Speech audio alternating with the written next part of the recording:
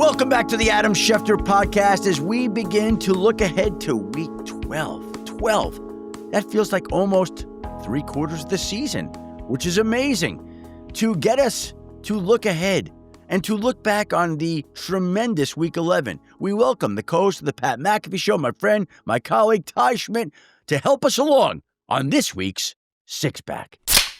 Thank you very much, Schefty. Good to be with you as always. Hey, we talked about it on Thursday, and boy, that slate did not disappoint. Maybe it's recency bias, but it's tough to think of another week, in the last, definitely this season, that had more exciting games in every window. It seems like every marquee matchup that we had pretty much went down to the wire. And you mentioned it there, week 12. God, unbelievable that next week is Thanksgiving already. But Thanksgiving, when did that happen? I know it's ridiculous, but here we are, and now I feel like we say this every week, but it's same thing. Every week that is in the rear view, we know more about these teams. We get a clearer picture of who might be in the playoffs. So let's go. I mean, this is the best time of the year. With that in mind, Shefty, let's get right into it. Let's get to topic one of this week's Six Pack. I just said it. Incredible weekend of games. Incredible weekend. If you had to kind of boil that all down to a theme of the weekend, what would that be? Ty, I think we live in this dynamic offensive age. We live in this day and age where people crave fantasy production, and the league wants points and scoring, and that's what drives ratings and helps fuels the popularity of the sport. I get all that. But I think in the end, the thing that stands out to me after a telling weekend, still, and it's an age-old tale, is the importance of defense. Think about the Denver Broncos against the Kansas City Chiefs. The Broncos are playing without the reigning Defensive Player of the Year, Patrick Surtain. They're playing without their leading tackler, Alex Singleton. And they still go out and slow down and basically shut down the vaunted Kansas City Chiefs offense. Think about the Los Angeles Rams and the damage that they inflicted upon the high-flying Seattle Seahawks. They picked off Sam Darnold 4 times. Their defense is great. I know they got Puka Nacua and Devontae Adams and Kyron Williams and Matthew Stafford, all that. But that defense is incredible. And even the Seahawks defense, in a game in which their quarterback had 4 interceptions, kept them in a game and shut down or limited the Rams' high-flying attack to a certain extent. And then we carry it forward to Sunday night. The Philadelphia Eagles go out and trade for Jalen Phillips before the trade deadline. And he looks like a huge difference maker. He looks like a guy that could be responsible for elevating them back into the Super Bowl. And they hold the Detroit Lions to, I think it was 6 points, 0 for 5 on 4th down, only 3 third down conversions. And the Eagles defense, with all that great talent on offense, is the key to that win on Sunday night. And even on Monday night, the Dallas Cowboys defense, with Quinnen Williams and DeMarion Overshown, even they look better. And so I know we're living in a day and age with these great quarterbacks and unprecedented offensive production and fantasy meaning more than ever before. But it still feels like defense does win championships, and defense showed up on the most telling and significant weekend of the year to date, and defenses stood out, and defenses will be the difference now, and defenses will be the difference again in the postseason.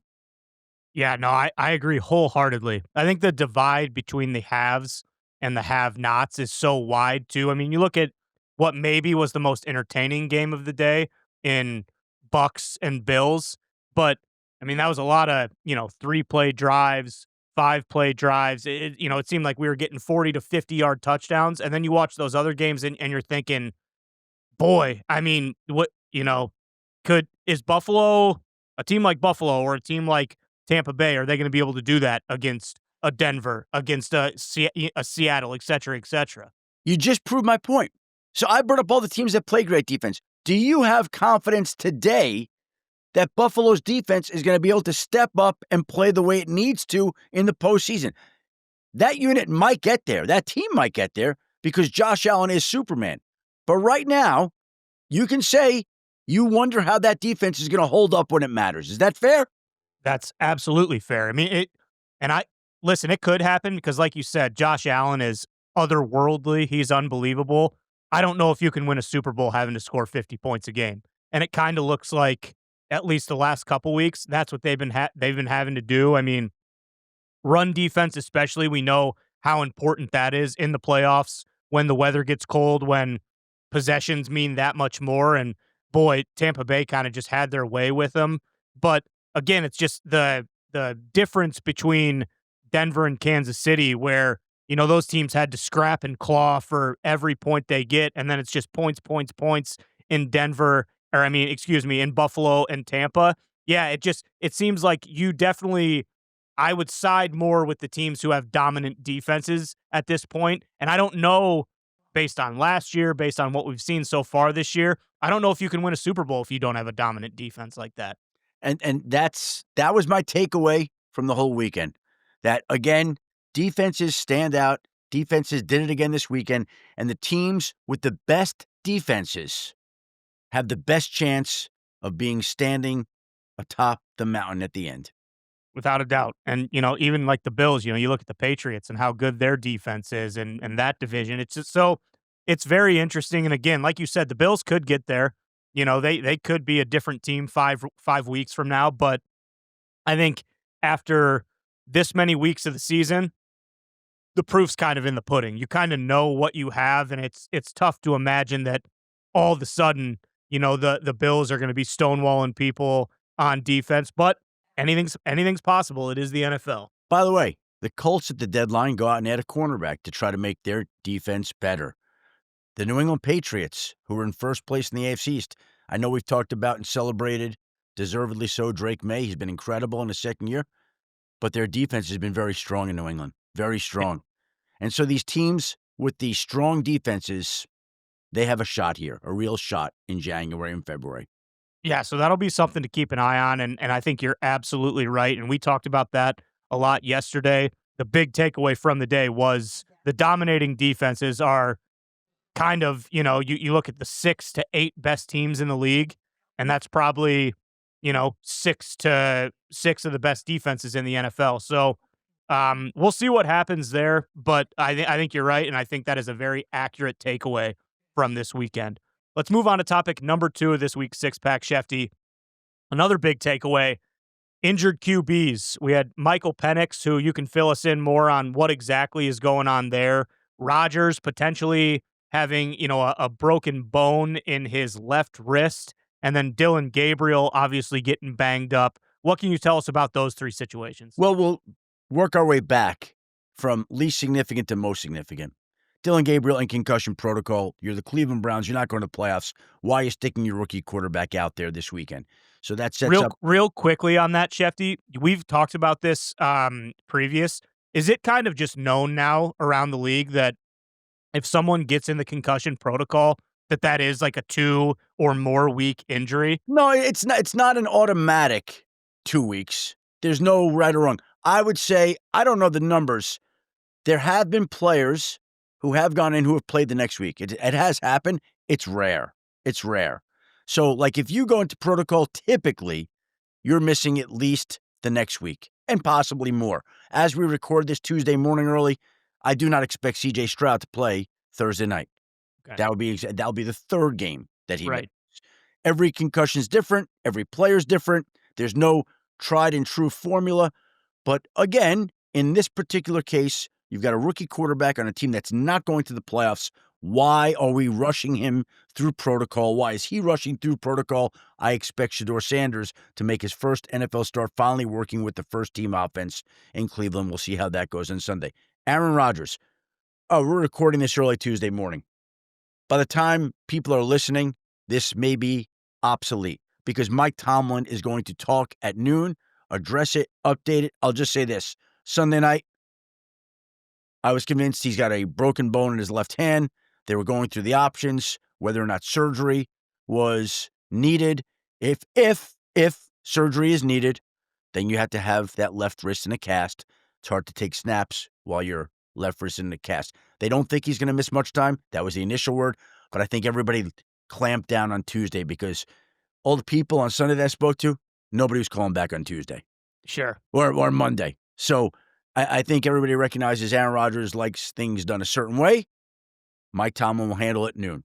Michael Penix. This was, to me, the most discouraging, disappointing, deflating injury of the whole weekend. And it's not close. And here we have a player, a great young player, who everybody wants to succeed, who's had a history of knee issues. And now there's another knee injury. And I do not expect him to play again this year. The Falcons said they're placing him on injury reserve. He's going for additional opinions with doctors, seeking second opinions so that he could figure out the best course of action. But going in, here's what I can tell you. If he does need another surgery, which it sounds like he may, if they need to work on that ACL again, it's going to be 9 to 12 months. 9 to 12 months. Just start doing the math. Like, we're not only talking about this season, we're wondering about when he can get back and can he make it back for next season. Everybody wants him to make it back. We're rooting for him to make it back. But the reality is, with everything that he's gone through, that this is now a question mark. Hopefully he's back in the spring. Hopefully he's back by training camp. But if you're the Atlanta Falcons, I don't know that you can count on that right now. I don't know. That's going into these second opinions. And so here's a player that they were going to be building their team around. So much so that they traded their first-round pick in 2026 to the Rams so they could draft another pass rusher, James Pierce. And now the Rams currently, as of this morning, are slated to have the 8th overall pick in the 2026 draft, courtesy of the Atlanta Falcons. And I don't know that that pick is going to get better from this point on. I mean, meaning it's going to be even higher. That's a potential top 5 pick. So if you're the Falcons this morning, and your quarterback's hurt, and your first-round pick's gone, and your quarterback is on the shelf for who knows how long right now, there can't be something that's more deflating or discouraging than that particular situation. No, I mean, you talk about a nightmare situation for a team. Like the Falcons are staring at it right now. Obviously, we know about his injury history and, if he potentially misses all of next year, it Well, just my question is, is this injury and how they handle it, is it going to eat into next year? And the sure. point is, it's a question right now. And if they tell us after all these further evaluations that it's not, then that's great news. But right now, we have to wonder if next year is going to be impacted. Well, and just on top of that, like the injury history with him is real and it's significant. They drafted him anticipating that he was going to be the franchise guy for the next, 10 to 15 years. And man, it's been an up and down year for him on the field play wise. And then for something like this to happen, that's just terrible. And then you mentioned it, them trading their first round pick. I think you're right. I mean, can you imagine the Rams win the Super Bowl and end up getting the 5th overall pick as well because of that? Like that's in play. That's a very real possibility. That happened one year with Washington. I remember Washington winning the Super Bowl and drafting, I believe, Desmond Howard the next year with the 2nd or so overall pick. So this has sort of happened before, but it's a very unfortunate spot for the Falcons. By the way, the Rams are not happy about it. They love Raheem Morris. That's Sean McVay's guy. They helped turn him into the head coach in Atlanta. They're not, as much as that pick is going to be, they'd rather see Raheem succeed. I know they're really rooting for Raheem. They're not as concerned about the pick. They know the pick is there, but they want their friend to succeed. Right, and it makes sense. And then in terms of Rodgers, we know how tough he is and what he's played through in his career. If there's any chance that he can go and be, 70% of his normal self, I think he'll try to. But, talking to Steelers fans, at least the ones we have in the office, Mason Rudolph is capable. He's had to come in before and kind of, fill in for them, and he's played winning football for them. Steelers, after Sunday, obviously that's a big win for them. And then Dylan Gabriel, like you mentioned, that's kind of just, hey, you're not going to the playoffs. Why put this kid in any more danger? And this will be big next Sunday for everyone who kind of, I don't want to say staked their reputation on the fact that Shedeur Sanders should have been a first-round pick, but we're going to get an opportunity to see what comes of that. So that'll be an interesting situation as well. So those are three guys to keep an eye on over the next week for sure. But in the case of Penix and Rodgers, maybe the next couple weeks to potentially longer for Penix. All right, Shefty, let's move to topic number 3 of this week's six pack. A lot of conversation yesterday after the Chiefs fall to 5-5. Are the Chiefs dead, et cetera, et cetera? I think a lot of people are discounting the fact that Denver potentially could be the best team in the NFL right now. And, the Chiefs lost on a last second field goal. But where do you stand on the Chiefs right now being 5-5? First of all, I still believe in the Chiefs. I still think that they can make the playoffs, and I think that they can be dangerous and be a tough out. I'm in on the Chiefs. I still think they'll make the postseason, even though if the playoffs began today, the Chiefs would be out. But what's notable here to me is that the Chiefs have won 9 straight AFC West titles. 9 straight, Ty. Streak is over. Don't think they're going to make it 10. Don't think they're going to win their 10th straight AFC West title this year, which is an unbelievable run. But you tell me how they're going to overcome 4 games being behind Denver going into week 12. It's just not going to happen. We take a look at their schedule right now. Indianapolis at home this Sunday, big game. We'll talk about that on the podcast Thursday, I'm sure. At Dallas on Thanksgiving Day. Not a simple game. No. Not a simple game. Chiefs, Dallas, I'm looking forward to that one. Houston at home, Chargers at home, at Tennessee, Denver, at Vegas. I mean, look, the schedule is not torturous, but their margin of error is gone. They can't lose many, if any, more games. I just don't see them winning the division right now. I see them in the playoffs. I see them having to win 3 road games to get to the Super Bowl. And by the way, they're capable of that. But I don't see them as being the AFC West champs in 2025. Yeah, I agree. And, barring an absolute collapse from Denver, which their defense is so good, I don't know if that's possible. I can't see their defense all of a sudden turn into a pumpkin and giving up 35 points a game. But for this particular Chiefs team, I think this might be maybe not exactly what they want. Obviously, you'd like to win the division. 10 years in a row is exceptional. That may never happen again. But for Mahomes and all those guys to be able to put the chip on their shoulder and say, hey, we're going to be the villains. We're going to go into people's houses throughout the playoffs.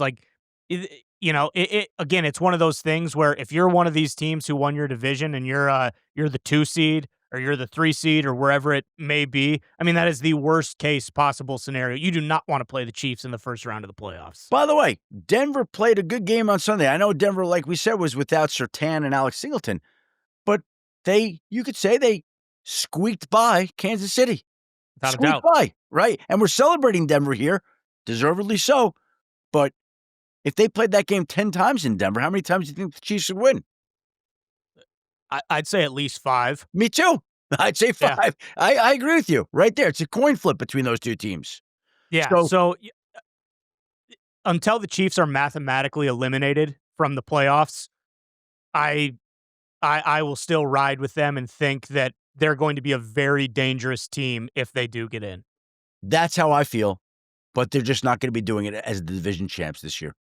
Exactly. So, and, hey, Denver earned it. So, and the Chiefs could probably look back at a couple and kick themselves, but, it is what it is. And ultimately, if you're not going to get the number 1 seed, where even if they were to, win the division right now, they're probably not going to get the bye anyway. So, yeah, you'd like to have a first round home playoff game, but the Chiefs are accustomed to going on the road if they have to. We saw it a couple years ago when they had to go to Buffalo. And so, yeah, I mean, until the Chiefs are officially eliminated, I wouldn't be sleeping on the Chiefs. A lot of people will, and that will probably be a huge mistake. So, and like you said, this upcoming weekend is a massive game. This you probably could tag that with must win if you're the Chiefs. So that'll be a great one. Excited for that one. Let's move on to topic number 4 of this week's six pack, Shefty. As a Packers fan, I can't believe I'm going to say this. The Chicago Bears are in first place in the NFC North. How did this happen? Unfortunately, I tried to downplay it all off season and even the first couple weeks of the season, they found their guy. Ben Johnson he's remarkable.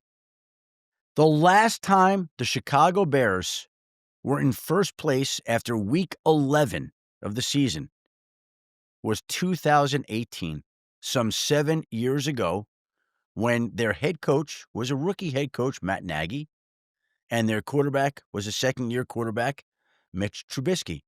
7 years later, they have a rookie head coach in Ben Johnson, and they have a second-year quarterback in Caleb Williams. And the Chicago Bears are back in first place. Yep, not exactly what you expected as a Packer fan, Ty, but give it up. Ben Johnson has turned around that culture, has implemented his program, has the quarterback playing at a higher level, and the Bears are playing unlike I've seen them play since maybe 2018. They're making great plays. They're finding ways to win games. How many in a row have they won? They were 0-2 to start the year. Yeah. They were 0-2 to start the year. Like, take a look at that as you look at it on your computer right now. You call that up. But I believe they lost their first 2 games, and I think they've lost only 1 game since then. What do we got, Ty? That is correct. They lost their first 2 games, and they've won 7 of their last 8. Rolling. Yeah. Yeah. And it's one of those things where we talk about it every year with these teams who somehow the ball just kind of bounces their way in one-score games. Usually that doesn't skew in that season. If you win a bunch of one-score games in a season, typically you kind of ride that out for the rest of that year, and then maybe it's the next year where the ball doesn't go your way. So it like you said, I hate it because I'm a Packers fan, but you watch all the clips of Ben Johnson post game and stuff like that. He's so stoic. He's not about the BS at all. Like, he understands, hey, massive win on Sunday, going down and, getting that game-winning field goal, but right away, hey, we got a lot to clean up. And they do. They have a bit of a murderer's row to kind of end the season here, but if they can get through this schedule and they end up winning the North, it's not just this is a good bad team. It's like they've earned it, and they'll be battle tested come playoff time if they can kind of do what they need to do here down the stretch. And it's also interesting. I'm thinking about it, and it just goes to show you why the NFL is so popular. If we go back to all the preseason predictions, was there anybody that didn't pick the Chicago Bears not to finish in last place? Like, they were picked across the board. Everybody's picking either the Lions or the Packers or even the Vikings to win that division. I don't think anybody was picking the Bears to win that division. Am I wrong there? No, I don't even think people in Chicago were picking the Bears to win the division or make the playoffs. I think maybe they thought, hey, things will get turned around. We'll look better with Ben Johnson, but this is beyond, I think, a lot of people's wildest expectations. And that's what makes it interesting. It's in a market that deserves a great football team. Ben Johnson, Caleb Williams, they're delivering. They're finding ways to win. Good for the Chicago Bears, back in first place for the first time in 7 years. Yeah, I actually am happy for Bears fans with all the torment and torture they've been through. And we've talked about this a bunch. Teams in big markets like that, the NFL is better when the Bears are good, when the Giants are good. The Jets haven't been good in a really long time, but you get what I mean. When massive fan bases, when their teams are playing good and they're better, the NFL as a whole is kind of just better, I believe. So good on the Bears, and we'll see what they can do down the stretch here. I'll tell you what, no team is going to be taking them lightly when they go to play them. That is for sure. All right, Schefter, let's move on to the 5th topic of this week's six-pack.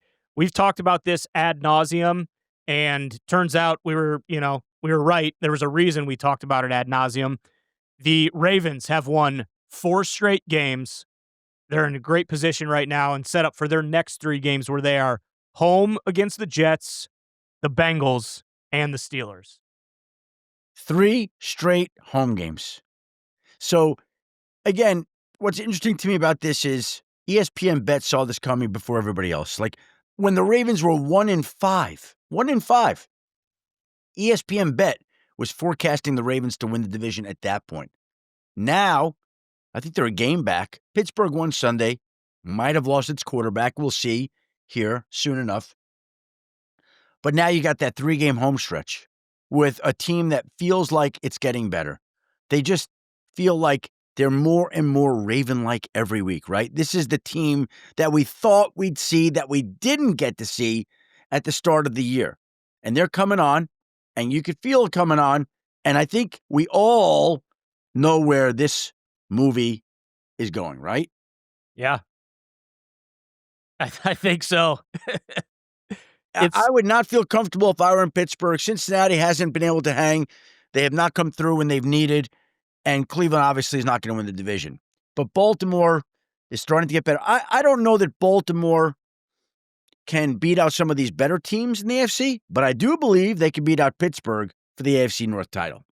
Yeah, I agree. And, I think a lot of people kind of just chalked up that Browns game on Sunday as an easy win, but I think getting over that kind of trap game, if you will, we know how dominant Cleveland's defense is at home, divisional opponent.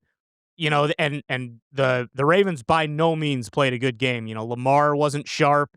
Myles Garrett had a bunch of sacks, but they won that game. They still have 2 against Pittsburgh. And like you said, right now it's their defense is coming into form like they did last year. They were so bad at the start of the year, and then all of a sudden a switch flipped, and it's kind of like, okay, this is the Baltimore defense we're accustomed to seeing. But I think you're right. I don't know how they stack up against the other dominant teams in the AFC, but you have a guy like Lamar Jackson. It's kind of like the Josh Allen thing with the Bills. Those kind of guys can mask so many deficiencies that you might have. So if you're a Ravens fan, man, you got to be feeling born again right now. Ty, I have a question for you. Who do you feel better about, the Chiefs or the Ravens? Chiefs. Me too. Yeah. Well, the Ravens are back, but they're not that back.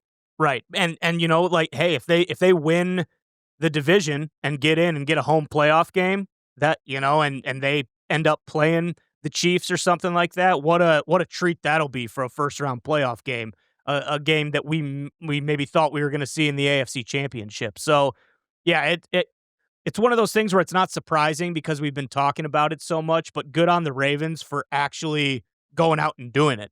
So we'll see. It'll be crazy to think that, a couple weeks from now, going into December, the Ravens might be 8-5 with kind of a stranglehold on the AFC North. So if you're a Ravens fan, welcome back. All right, Schefty, let's move on to the 6th and final topic of this week's 6-pack. This was kind of tough this week, but who do you got for your power rankings? We got a shakeup this week. A little shakeup. I think there was a little bit of clarity for the power rankings. In my weekly power rankings, I'm going to go in the number 1 slot, the Los Angeles Rams. They beat a tough Seahawks team. I know the Eagles beat the Rams earlier in the year, but I feel like the Rams physically beat up the Eagles in that game. And it feels to me like the Rams are just the best team in football right now. Not by a wide margin, but it feels like they're really good. I'm going to go with the Philadelphia Eagles, who are coming on, who are better with Jalen Phillips in the number 2 spot. In the number 3 spot, we're going to go with the Denver Broncos, the number 1 seed in the AFC right now. Then we'll go with the New England Patriots at number 4. Number 5, the Seattle Seahawks, who almost pulled the upset against the Rams. And in the 6th spot, making their initial debut in the 2025 season in our power rankings, number 6, your Chicago Bears, Ty. My apologies. Wow. Okay. I like that. My power rank, very, very similar. And I think, again, it's one of those things where we've talked about this and we've had a lot of the same teams kind of interchangeable in our power rankings. Rams at number 1. I really don't think there's much of an argument right now for that. That Seattle was so good coming into this game. We know how good they are on the road. And Matt Stafford is kind of just the X factor. Their defense has been unbelievable. But you look at all these teams who have unbelievable defenses. Matt Stafford, I think, is the best quarterback on the other side. I think I trust their offense more than some of these other teams. I had the Broncos at number 2. I think you could make a case for them being number 1. But again, I think I trust Matt Stafford a lot more than I trust Bo Nix right now, even though he played arguably maybe the best game of his career on Sunday against the Chiefs. He was unbelievable, especially in crunch time when he needed to be. At 3, I have the Eagles as well.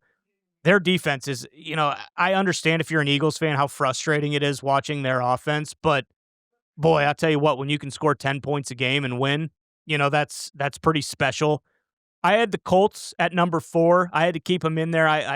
Not a great week to have a bye when there were so many marquee games and kind of, a lot of big statements, but we'll find out a lot more about this Colts team and kind of like their legitimacy moving forward on Sunday against the Chiefs. I had the Patriots at number 5 as well. They just continue to win. Drake May is unbelievable. He might end up winning MVP. We talked about how good their defense is. And then I have Seattle at number 6. Crazy that Sam Darnold threw 4 interceptions and they still had an opportunity to kick a field goal to win the game. Well, look, those are strong rankings. Look, it's still early. There's a lot that's going to change. We'll see how it plays out. We have another strong slate of games this weekend. By the way, also, you know what started this past weekend? Landman on Sunday night. Oh, yeah. And I have to give a little shout out to Landman because my wife and I, we love the first season. I wound up going to the New York City premiere on Tuesday. Oh, good for you. I got to tell you this. This was very cool. So I walk in some back door, and the security guys brought me out to the red carpet. It was very cool. I look around on the red carpet.